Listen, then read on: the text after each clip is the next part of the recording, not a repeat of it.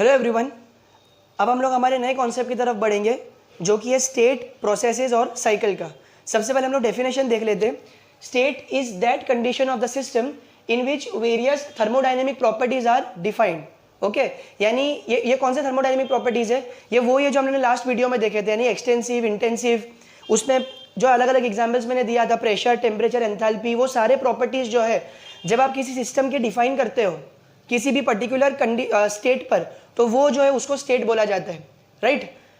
उसके बाद हम लोग देखते हैं कि प्रोसेस किसको बोलते हैं। प्रोसेस जो है वो चेंज ऑफ स्टेट होता है। एक बार आपका स्टेट डिफाइन हो गया, अब कुछ पर्टिकुलर प्रोसेस होगा। अब वो एग्जैक्टली क्या प्रोसेस होगा उसमें हम लोग डिटेल में अभी नहीं जाएंगे, वो उसके लिए हम लोग एक सेपरेट डिस्कशन करने वाले हैं। बट अभी से आप इतना समझ लो कि अगर आपका स्टेट चेंज हुआ, that means it is set that your system has undergone a process. और अगर आप बहुत सारे प्रोसेसेस को इस तरीके से अरेंज कर रहे हो कि जिसमें आपका इनिशियल स्टेट और आपके फाइनल स्टेट इक्वल हो जाते हैं, then your system has executed a cycle. अब ये जो तीन चीज मैंने यहाँ पे डिस्कस किया, स्टेट, प्रोसेस और साइकिल का, इसको हम लोग जो है ना एक ग्राफ की मदद से देखते हैं, ठीक है। तो यहाँ पर मैं क्या कर रहा हूँ, एक ग्राफ बना रहा हूँ जिसमें वाई एक्सिस के ऊपर प्रेशर है और एक्स एक्सिस के ऊपर जो है वो स्पेसिफिक वॉल्यूम है, करेक्ट। वाई एक्सिस पे प्रेशर और एक्स एक्सिस के ऊपर हमारा स्पेसिफिक वॉल्यूम है। अब इस ग्राफ को जो है ना, अब रिपीटेडली टर्म्स बार बार आएंगे इसलिए मैं अभी से बता देता हूँ। इस ग्राफ को हम लोग पीवी डायग्राम भी बोलते हैं, नंबर 1, या फिर इसको हम लोग प्रॉपर्टी डायग्राम भी बोलते हैं, ठीक है। तो कभी अगर ये चीज़ आपको टर्म्स देखने को मिले, पीवी डायग्राम या प्रॉपर्टी डायग्राम, तो उसमें ज़्यादा सोचने की जरूरत नहीं है। पीवी डायग्राम मतलब प्रेशर वॉल्यूम डायग्राम, और प्रॉपर्टी डायग्राम भी इसलिए क्योंकि प्रेशर वॉल्यूम भी इसेंशियली प्रॉपर्टीज ही है, राइट। अब हम लोग क्या करते हैं, इस मान लेते कि सपोज आपके पास एक पिस्टन सिलेंडर अरेंजमेंट है, ठीक है। ये आपका सिलेंडर है और ये आपका जो है वो पिस्टन है और इसके अंदर सडन अमाउंट ऑफ गैस आपने भर दी है। अब इस वक्त जो है ऑब्वियसली गैस का कुछ प्रेशर होगा, ठीक है, और गैस ने कुछ पर्टिकुलर वॉल्यूम ऑक्यूपाई कर रखी है। तो ये जो स्टेट है मेरा, लेट्स से स्टेट नंबर 1, यहाँ पर प्रेशर P1 है और वॉल्यूम जो है वो V1 है, करेक्ट। अब होगा क्या कि मैं इसके ऊपर सपोज मैंने यहाँ पे फोर्स लगाया, ठीक है, मैंने यहाँ पर नीचे से फोर्स लगाया पिस्टन के क्रॉस सेक्शनल एरिया पे, तो अब जाहिर सी बात है पिस्टन ऊपर जाएगा। और सपोज ये पिस्टन ने ये पोजीशन जो है फाइनल ऑक्यूपाई कर लिया, पहले ये यहाँ पे था, अब ये यहाँ पे आ गया, तो ये जो पोजीशन है ये इसकी स्टेट नंबर 2 इंडिकेट कर रही है। अब ये प्रोसेस कैसे हुआ उसके अंदर अभी नहीं जाते, पहले इतना तो समझ में आ गया कि ये कंप्रेशन प्रोसेस है। क्योंकि पहले ना वॉल्यूम इतनी थी, देखो पहले वॉल्यूम इतनी थी, अब वॉल्यूम जो है वो कम हो गई है, और जब वॉल्यूम कम हो जाती है तो प्रेशर बढ़ जाता है, और प्रेशर जब बढ़ता है तो उसी को हम लोग कंप्रेशन प्रोसेस बोलते हैं। इसका मतलब ये कि जो यहाँ पे नया प्रेशर P2 है और जो नया वॉल्यूम V2 है, तो उसके अंदर हमारा जो P2 होगा ना वो P1 से कम होगा, और जो V2 होगा वो P2 जो है P1 से ज़्यादा होगा और V2 जो है वो हमारा V1 से कम होगा। तो अगर मैं ये चीज़ को इस ग्राफ के ऊपर प्लॉट करूँ तो बहुत सिंपल है।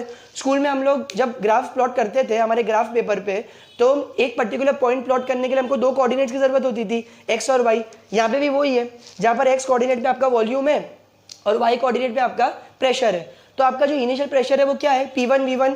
तो अज्यूम करो कि ये जो मेरा पॉइंट है ये मेरा स्टेट 1 को कॉरेस्पॉन्ड करता है, जहाँ पर ये जो इस ग्राफ के ऊपर मेजरमेंट है वो मेरा वॉल्यूम है V1, कि इस स्टेट पे कितना वॉल्यूम है सिस्टम का, और जो ये जो पॉइंट है ये जो मेजरमेंट है वाई एक्सिस पे, ये इंडिकेट कर रहा है कि इस वक्त मेरे सिस्टम का कितना प्रेशर है।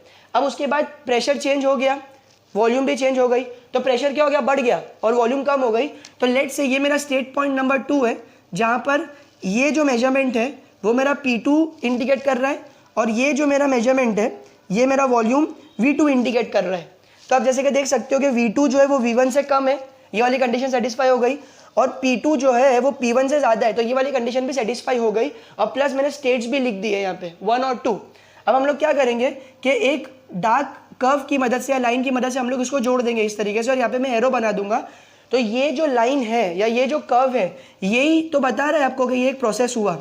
और जैसे कि आप देखो कि जब तक का स्टेट चेंज नहीं होता, ये 1 से 2 में नहीं जाता, तब तक का आपका प्रोसेस नहीं होता। दैट मीन्स प्रोसेस का मतलब ये है कि चेंज ऑफ स्टेट चेंज हुआ, दैट मीन्स आपका प्रोसेस हो गया। अब मैंने फिर से कोई ऐसा प्रोसेस किया जहाँ पर मैं वापस से आना चाहता हूँ स्टेट 2 से स्टेट 1 पे, राइट। मैं स्टेट 2 से स्टेट 1 पे वापस आना चाहता हूँ, तो अब जैसे कि आप देखो कि मैंने स्टेट 1 से अपनी जर्नी शुरू की, स्टेट 2 पे मैं गया और बाद में वापस मैं स्टेट 1 पे आ गया। तो अब ये जो दोनों प्रोसेस है, ये दोनों प्रोसेस मिलके क्या बन जाएंगे, ये दोनों प्रोसेस मिलके एक साइकिल बन जाएंगे, जो कि यहाँ पे बता रहा है कि initial state should be equal to final state. तो आपके सिस्टम में, ये तो चलो 2 प्रोसेस का एग्जाम्पल था, आपके सिस्टम में कितने भी प्रोसेसेस हो सकते हैं वो मैटर नहीं करता है। मैटर बस ये करता है कि अगर आपको साइकिल बनानी है तो आपका इनिशियल स्टेट आपके फाइनल स्टेट को इक्वल होना चाहिए। अब हम लोग यहाँ पे अगेन इसको एक दूसरे एग्जाम्पल से देखते हैं, इसको और बेटर तरीके से समझने के लिए, कि मान लेते हैं अगेन ये आपका प्रेशर है, मतलब वाई एक्सिस पे आपका प्रेशर है, एक्स एक्सिस के ऊपर वॉल्यूम है, और यहाँ पर जो है आपका लेट से स्टेट नंबर 1 है, ठीक है, कोई सिस्टम उसका स्टेट नंबर 1 है। अब कुछ प्रोसेस हुआ, स्टेट चेंज हुआ, तो लेट से इस लाइन के थ्रू हम लोग गए और यहाँ पे हम लोग स्टेट नंबर 2 जो है वो रिप्रेजेंट कर रहे हैं इस पर्टिकुलर सिस्टम का। उसके बाद फिर से कुछ प्रोसेस हुआ, स्टेट चेंज हुआ, तो हम लोग इस लाइन के थ्रू गए और ये जो पॉइंट है ये स्टेट नंबर 3 रिप्रेजेंट कर रही है। देखो ये जो लाइंस है ना, प्रोसेस है एक्चुअली, ये प्रोसेसेस है। फिर कुछ पर्टिकुलर स्टेट का चेंज हुआ, प्रोसेस हुआ और हम लोग यहाँ पर आ गए, हम लोग यहाँ पर स्टेट नंबर 4 पे आ गए इस प्रोसेस को फॉलो करके। ये स्ट्रेट लाइन है, ठीक है, ये स्ट्रेट लाइन है, इस प्रोसेस को फॉलो करके हम लोग स्टेट नंबर 4 पे आ गए। लेकिन उसके बाद हम लोग ने कोई दूसरा प्रोसेस परफॉर्म नहीं किया, तो क्या ये साइकिल हुई? ये साइकिल नहीं हुई। क्यों? क्योंकि इनिशियल स्टेट तो 1 था बट फाइनल स्टेट क्या 1 था? नहीं, फाइनल स्टेट 4 था। दैट मीन्स साइकिल नहीं हुई। लेकिन अगर फिर से मैं कुछ ऐसा करता हूँ कि मैं यहाँ पे स्टेट नंबर 4 से स्टेट नंबर 1 पे जाता हूँ through this process, through this vertical line, तो अब क्या हो गया, मेरा जो स्टेट 1 था मैं घूम फिर के वापस से मेरे स्टेट 1 पे आ गया। तो क्या अब ये साइकिल बन गई? यस, ये डेफिनेटली एक साइकिल बन गई, बिकॉज यहाँ पर इनिशियल स्टेट जो है वो फाइनल स्टेट को इक्वल है। करेक्ट? तो अब जब हम लोगों ने ये चीज़ को देख लिया थ्योरेटिकली और इसको हम लोगों ने ग्राफ की मदद से भी समझ लिए, अब हम लोग हमारे नेक्स्ट कॉन्सेप्ट की तरफ बढ़ेंगे जो कि रिवर्सिबल इरिवर्सिबल प्रोसेस और क्वासी स्टैटिक प्रोसेस का।